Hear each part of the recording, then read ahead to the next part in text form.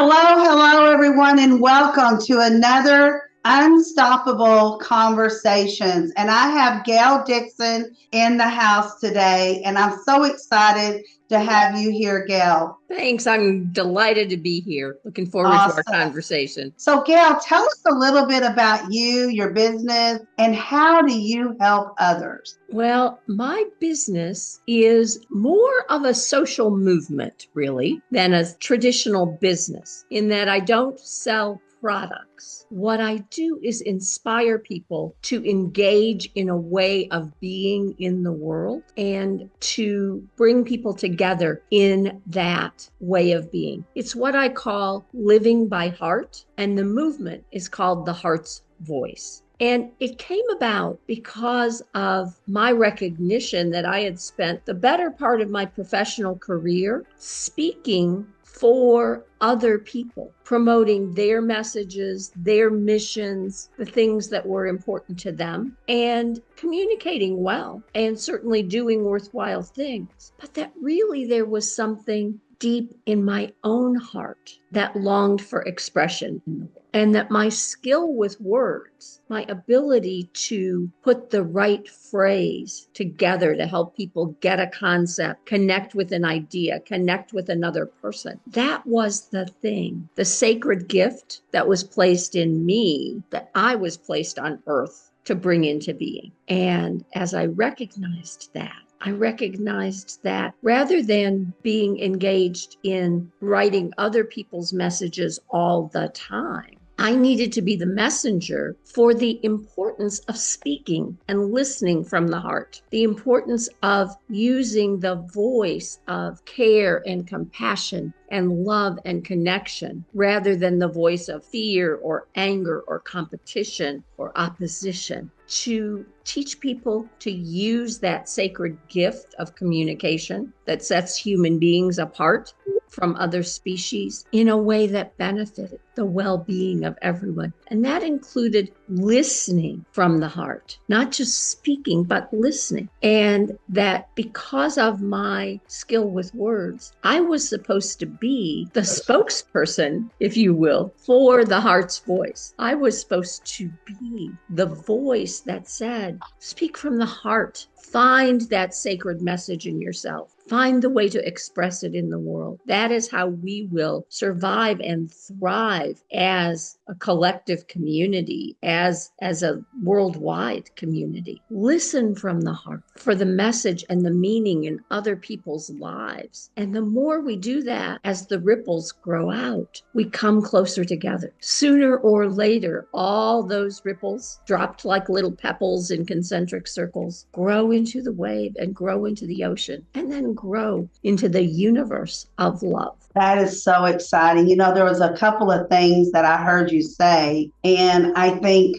it goes with every conversation is speaking and listening. Most of us want to speak, but we're not great listeners. And that is something that even myself, I have to watch and be careful of. And I had to teach myself, stop speaking and listen. Because listening is a part of the journey, right? Right. Listening is the thing that closes the loop and makes communication a circle. Otherwise, speaking just goes out and the words hit somewhere, but it never comes back. Speaking is an I thing. Speaking and listening together are a we thing. And if we're going to be that sacred divine community, it can only be from we. When you're with a person and you're teaching, today you're almost telling a story. Is that how you're doing it when you're with someone as well? What I start with is the question you started with me, which is tell me about yourself. And I go into my listening heart and really tune in deeply to see if I can hear the essence of what they are trying to express. And that can be everything from, I don't know how to talk to my kids, to I'm angry all the time. Or it can be, I have a mission and a passion and a cause that I want to advocate for. What is it that sits here? Have I heard its essence? And then I listen from and through source for that essence and see if I can then reflect back some words and frames and phrases that help that person to be able to express what sits in their hearts. So it's a process that I call name it, frame it, and claim it. So it's first hear it in yourself, then put the words around it, decide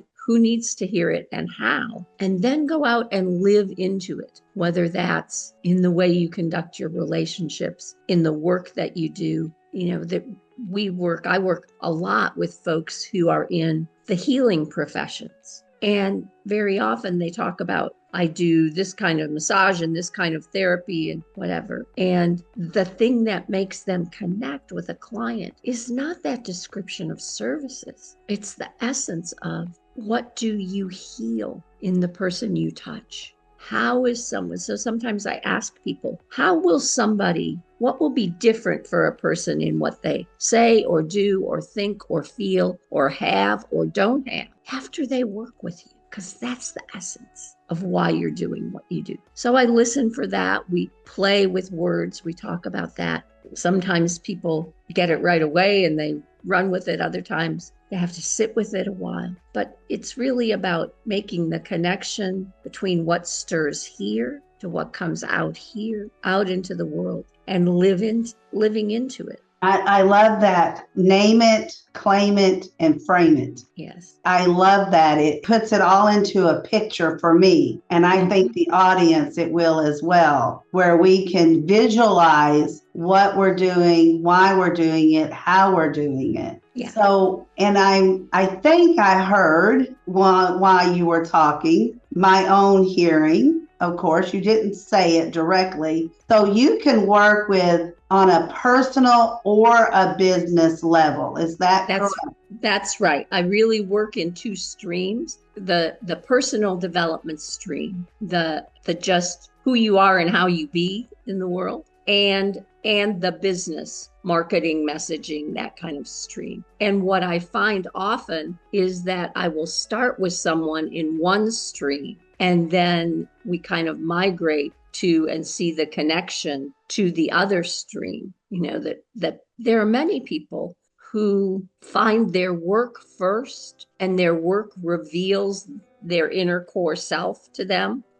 They don't know why they were gravitated toward a certain work. Maybe they were, just it happened for them. Maybe it was a family tradition, whatever. But then they begin to see their work as revealing something about their character and their essence and what's important to them, what they want what I call their heart print to be on the world as they live. There are others who don't necessarily think that their business and their personal life is connected, or who come to me because of a personal or relationship difficulty, and I have to have a hard conversation. I'm struggling to like myself.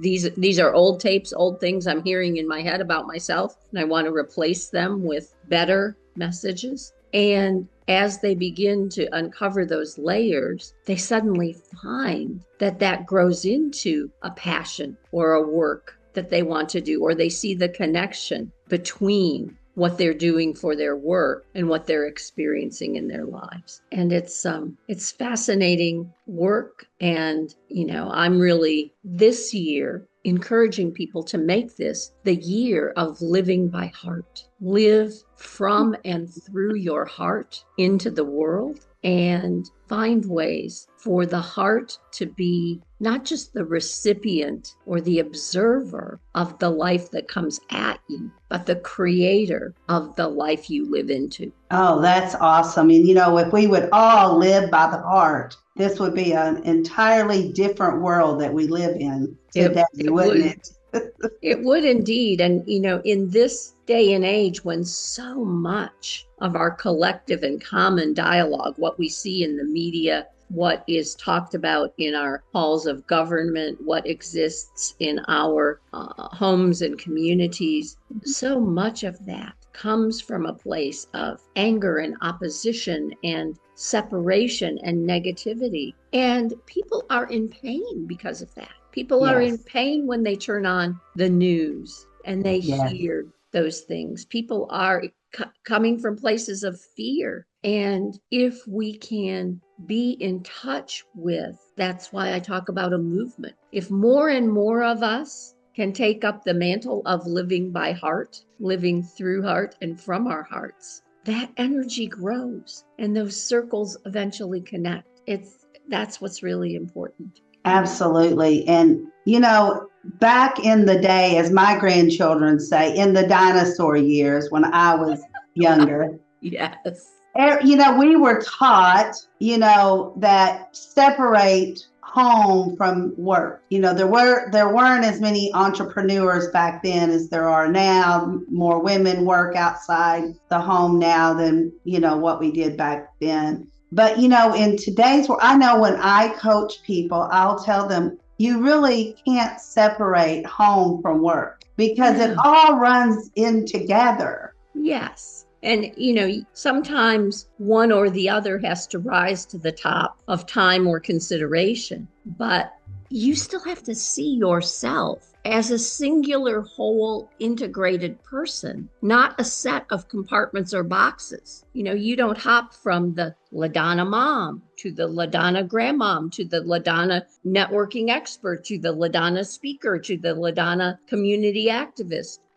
You carry all that inside you. And when you live in your wholeness, you are the best in every stream you cross. Absolutely. When you are not living in those segmented boxes. Gail, this is bringing up so much, and I want everyone to hear it because I know I experienced some of these. So I feel like other people have experienced. I went through a time, my children are grown and have my grandchildren now, but when my girls, my two daughters were younger, I was Misty's mom. I was Christy's mom. I was Mark's wife. I didn't have my own identity. At work, I was the boss lady. I was, I didn't have LaDonna identity. And I think that happens more and more, and especially in today's world, because we give ourselves even more hats to wear. Yes. Because we are so entrepreneurial, we climb the ladder higher in our workplaces. So I think that labeling is not good for us. We need to have our own identity. Yes. And, I was laughing when you said that because I had this image of a cartoon where, I have 10 hats, but I only have one hat and one heart. I can't wear all 10 hats. And, I may switch off the hats, but the me is the head that's wearing the hats and the heart that supports the head that's wearing the hats. And, I find often I do a lot of work with people in transition who feel as though they've lost their identity when they are an empty nester, when they're divorced or widowed, when they retire. It's like their whole identity was caught up in how they were under that one hat. Yes. And so, the phrase, I don't know who I am now that. And so coming back to who you are is what you know here. Right. And I like to talk about, there's a psalm in the Bible, Psalm 139, that says, before I was born, you knew me. It's like God knew us, created us, and put inside each of us a unique sacred message that then gets scattered like stardust. But it's a tiny piece of the one divine whole, which is love. And so our journey is to come back in and find that little piece of stardust in ourselves, that little piece of the divine truth of love, and say, how do I live out love? And live that out loud. And that's who is the you. That's the message. I have a dear friend who says her life message is all we have is each other. And that's really the guiding principle in her life. So I sometimes ask people, like, what's the guiding principle in your life? What is the one truth? My guiding principle is it's all love, and we are growing back into it. I love that, Gail. Is there anything else that you would like the audience to know before we wrap up today, Gail? There's something that I say, LaDonna, each month when I close my monthly gathering of hearts, which is just a time for people to come together and share what's in and on their hearts, a time for folks who are weary of their heart-centered work to get a little lift and support. And it's that speaking from the heart is an act of courage. We have to take all the veils and costumes and masks. And so speaking with the heart is an act of courage. Listening from the heart is an act of love. And so I wish those who are listening to this interview and others out in the world courage and love. Yes, absolutely. Now, how do people reach you if they want to reach out to you, Gail? What is the best way? It's Gail@heartsvoicemovement.com. Awesome. And I know they can find you on Facebook and LinkedIn. That's correct. So you're there. So reach out to Gail. She can be a great inspiration for whatever it is that you're truly wanting to find and feel and love. Until next time on Unstoppable Conversations, I will see you again and have a beautiful rest of your day. Bye-bye now. Bye.